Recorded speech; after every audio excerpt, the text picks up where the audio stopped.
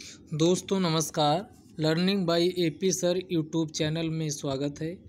BPSC में जो project manager officer का जो एग्ज़ाम हुआ उसकी आंसर की का part 1 learning by AP sir YouTube channel में अपलोड किया जा चुका है।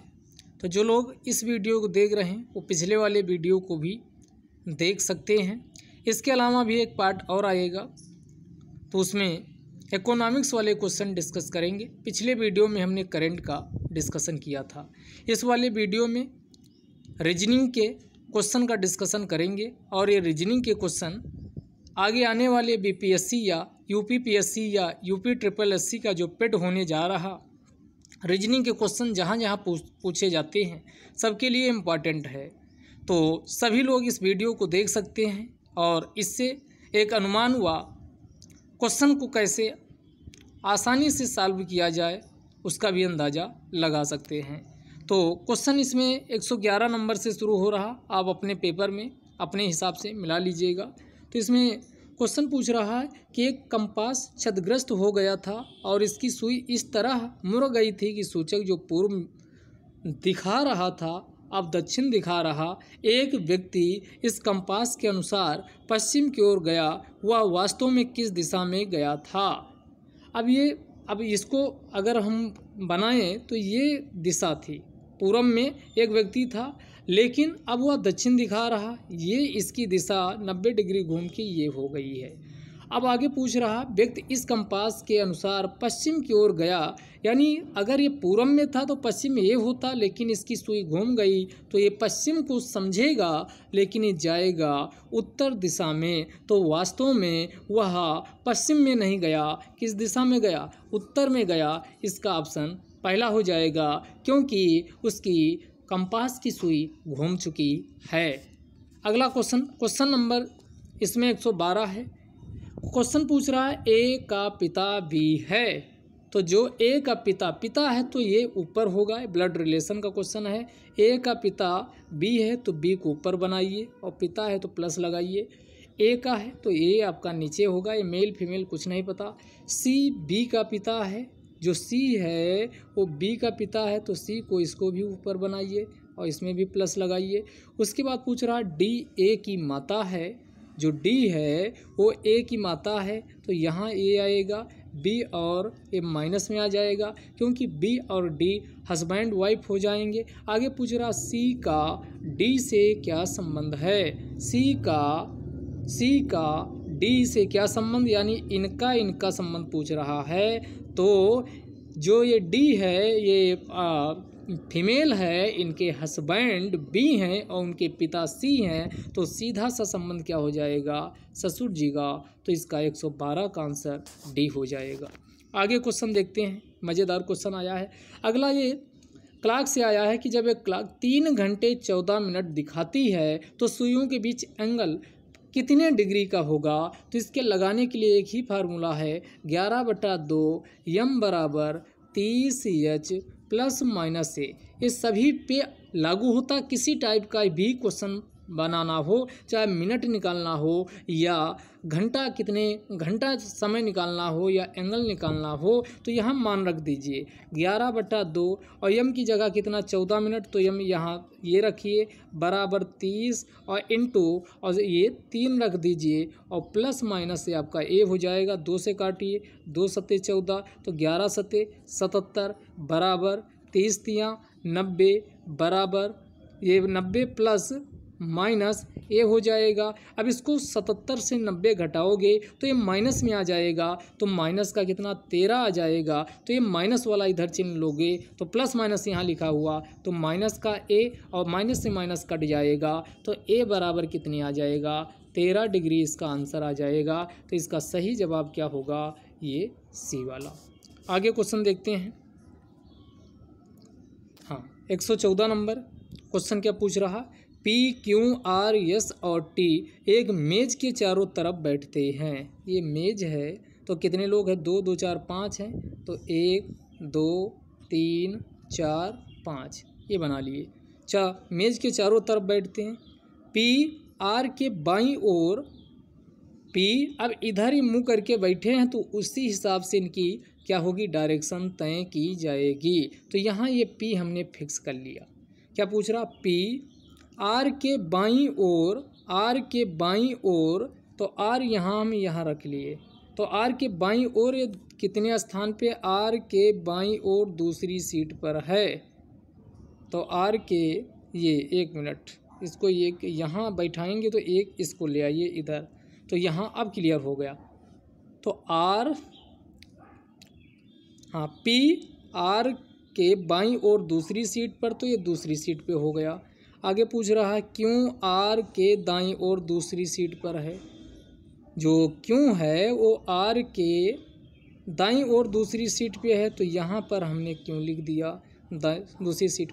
यदि यस क्यों के बगल में नहीं बैठता है तो क्यों और यस के बीच, यानी यस है वो क्यों के बगल नहीं है, तो यस यहाँ है, तो आपका क्योंकि इसमें दिया है कि यदि यस क्यों के बगल में नहीं बैठता, क्यों के बगल में यहाँ यस नहीं आ सकता, तो यहाँ क्या आएगा, टी आएगा। अब क्या, क्यों और यस के बीच में कौन बैठा है, क्यों और यस के बीच में कौन बैठा है, क्यों और यस के बीच में पी बैठा है। इसका आंसर क्या हो जाएगा, इसका आंसर पी हो जाएगा। बिल्कुल नॉर्मल क्वेश्चन था। अगला क्वेश्चन पूछ रहा है कि 5 वक्ता हैं, पी क्यू आर यस और टी 5 वक्ता है जिन्हें किसी विशेष दिन पर बोलना है। जरूरी नहीं है कि यह उसी क्रम में हो। आर ना तो पहला और ना ही अंतिम वक्ता है। यस के बाद 3 वक्ता हैं और टी के आगे 3 वक्ता हैं। यदि पी क्यों के बाद बोलता है, तुरंत बाद ये नहीं लिखा, कहा गया पी क्यों के बाद बोलता है, तो अंत में बोलने वाला वक्ता कौन है, अंत में बोलने वाला वक्ता कौन है। अगर इस क्वेश्चन को देखें तो क्या बनेगा, तो शुरू करते हैं। इसमें थाने बना लें, 5 हैं तो 1 2 3 4 और ये 5। अब क्वेश्चन में क्या कह रहा, पहली लाइन पे आइए। यहाँ पे आर ना तो पहला और ना ही अंतिम वक्ता है, तो आर यहाँ नहीं हो सकता और आर यहाँ नहीं हो सकता, सोचिएगा। उसके बाद फिर कहा है कि यस के बाद 3 वक्ता हैं, यस के बाद 3 वक्ता हैं, तो अगर हम यस को यहाँ रखते हैं तो इसके बाद 3 वक्ता हो जाएंगे, 1 2 3। ये ठीक, यहाँ भी रखे नहीं है, केवल हम देख रहे हैं। यस के बाद 3 वक्ता हैं और टी के आगे 3 वक्ता हैं, टी के आगे 3 वक्ता हैं। अगर हम टी को यहाँ रख लें, टी को यहाँ रख लें तो इसके ऊपर कितने, 1 2 3 वक्ता हो जाएंगे टी। और उसके बाद फिर क्या पूछ रहा है, हाँ, यदि टी क्यों के बाद बोलता है, यदि पी क्यों के बाद बोलता है तो पी को हम यहाँ रख लिए, क्योंकि यहाँ आर आ नहीं सकता, तो जाहिर सी बात है कि आर यहाँ आएगा। और उसके बाद आपका सबसे ऊपर कौन आएगा, तो सबसे ऊपर क्यों आएगा, ये क्यों यहाँ आएगा। तो आर ना तो शुरुआत में है ना तो अंतिम स्थान पे है। अब क्वेश्चन पूछ रहा है कि अंत में बोलने वाला वक्ता कौन है, तो अंत में बोलने वाला वक्ता आपका निकल के आ गया होगा पी। तो इसका सही जवाब क्या हो जाएगा, आपका पी सही जवाब होगा। आगे क्वेश्चन देखिए। जिस प्रकार गोंद संबंधित है चिपकने से, यानी गोंद का काम होता चिपकाना, सुई का काम होता सिलना, ये काम, इसका आंसर हो जाएगा डी। अगला, एक निश्चित कोड भाषा में यदि शब्द मेंशन को 49 लिखा जाता है, मेंशन को 49 लिखा जाता है और न्यूरोटिक को 64 लिखा जाता है, तो इसमें प्लस किया गया है सभी अक्षरों का अपोजिट करके, तो इसका निकालोगे तो 100 इसका आंसर आ जाएगा। आगे पूछ रहा ये क्वेश्चन, एक शिक्षिका अपने 3 छात्रों को कुछ 5 रुपये के नोट, कुछ 10 रुपये के नोट और 4 20 रुपये के नोट वितरित करती है। प्रत्येक लड़के को मिलने वाली कुल राशि समान है। शिक्षिका द्वारा सभी में कितने न्यूनतम नोट वितरित किए गए, ये क्वेश्चन बताना है। तो कितने छात्र हैं, तो यहाँ पर मान लेते 3 ए बी सी, 3 छात्र हैं, तो ये 20 वाली नोटें कितनी है, 4। तो न्यूनतम निकालना है, तो 20 एक नोट इसको दे दिया, 20 इसको एक नोट दे दिया, 20 ए, और एक किसी भी इसमें स्टूडेंट को एक 20 की नोट और मिल गई। तो 40 ये हो गया, इससे न्यूनतम यानी ये 40 हर एक को मिलना चाहिए। तो न्यूनतम हमें बनाना है, तो इसको एक को 10 की नोट इसमें दे दिए, फिर इसको 10 की नोट दे दिए, तो कितना ये बन गया 20, 10 30 और 10 ये 40 हो गया, 40 ये हो गया। अगले वाले में अगर इसको 40 बनाना है तो इसमें क्या होगा, 5 इंटू 2 ये नोटें इसको दे दिए, 2 नोटें 5 की और एक नोट 10 की दे दिए, तो 20 10 30 और 5 दूनी 10 से 40 ए भी हो जाएगा। तो 40 ए भी। अब नोट गिनिए, 1 2 नोट यहाँ, 3 नोट 4 नोट 5 नोट, उसके बाद 6 नोट 7 नोट 8 नोट, क्योंकि 5 की 2 और ये 10, टोटल न्यूनतम 9 नोट उसे यूज करना ही होगा। इससे कम कंडीशन में संभव नहीं है, तो इसका आंसर हो जाएगा सी, 9 नोटों का न्यूनतम नोट पूछा है वितरित कितने किए गए, तो 9 नोट बांटी गई हैं शिक्षिका के द्वारा। अगला क्वेश्चन पूछ रहा है 119 है, विनोद उत्तर की ओर 20 मीटर चलता है। तो ये विनोद है, उत्तर की ओर कितना 20 मीटर चला, और वह बाएं मुड़ता है और 40 मीटर चलता है। ये कितना 40 मीटर चला, फिर बाएं मुड़ता है और उसके बाद 20 मीटर चलता है, ये फिर 20 मीटर चला, उसके बाद फिर दाईं ओर मुड़ता है, तो ये आपका कितना चला, उसके बाद दाईं ओर मुड़ने के बाद 20 मीटर और चलता है। तो अब पूछ रहा है कि यहाँ से इसको मिला दो, तो ये वाली ये 20 वाली ये डिस्टेंस है, और उसके बाद ये 40 ये भी होगी, और 40 और 20 करोगे तो 60 मीटर इसका क्या हो जाएगा, सही जवाब आ जाएगा। अगला इसमें त्रिभुज की संख्या पूछ रहा, तो इसमें 1 2 3 4 एक काउंटिंग कर लीजिए। तो एक में कितने हैं 4, और कितने बने 1 2 3, तो ये 3 बने हैं, तो सिंगल वाले कितने हो गए 12। अब इसमें डबल वाले उठाइए, तो ये एक ए बना, एक ए बना, एक ए बना, एक ए बना, यानी 4, जब 2 को हम एक में लेते हैं तब भी इसमें एक में 4 बनते, तो 4 इंटू फिर 3 करोगे तो 12 ये हो जाएगा।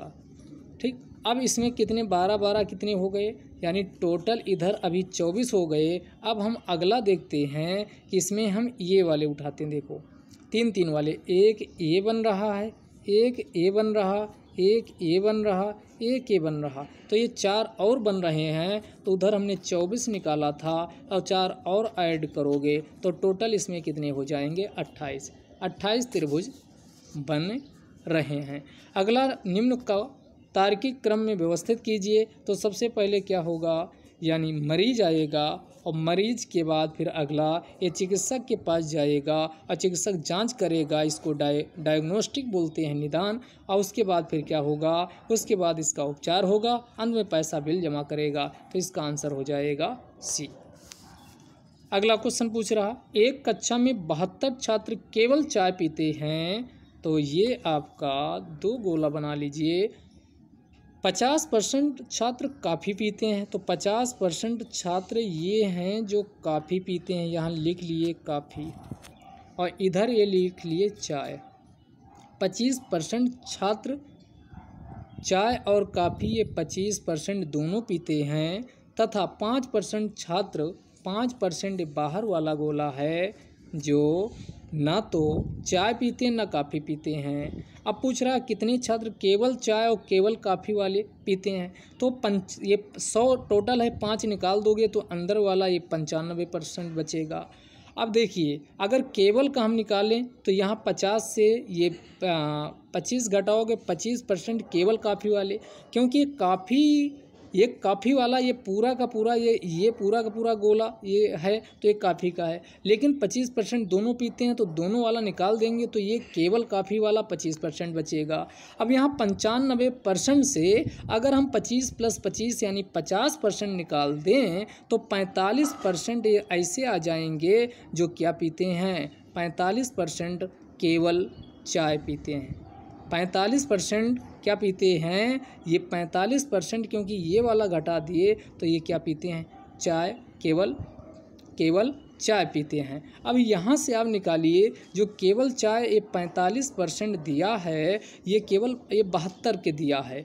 अब ये 45 और प्लस ये करोगे केवल चाय और केवल काफ़ी वाला, तो केवल चाय 45% ये हैं, केवल काफ़ी 25% ये हैं, तो दोनों को ऐड करोगे 70% आएगा। और इसी का मान निकालना है, तो आपके क्वेश्चन में मान दिया गया 45% बराबर 72 के है, तो 70% बराबर क्या होगा, तो 72/45 इंटू 70 ये कर लीजिए।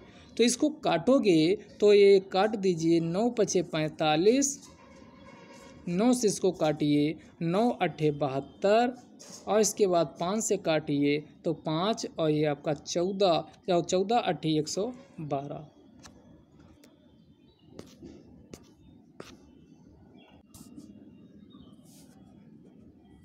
आगे देखिएगा दोस्तों, क्वेश्चन पूछ रहा है निम्न शब्दों को सार्थक क्रम में व्यवस्थित कीजिए। 123 नंबर क्वेश्चन है ये।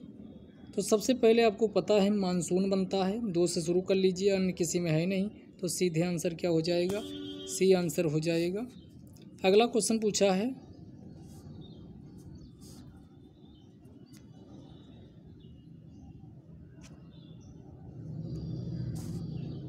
कि निम्न में से किनके बीच संबंध को भलीभांति दर्शाती है।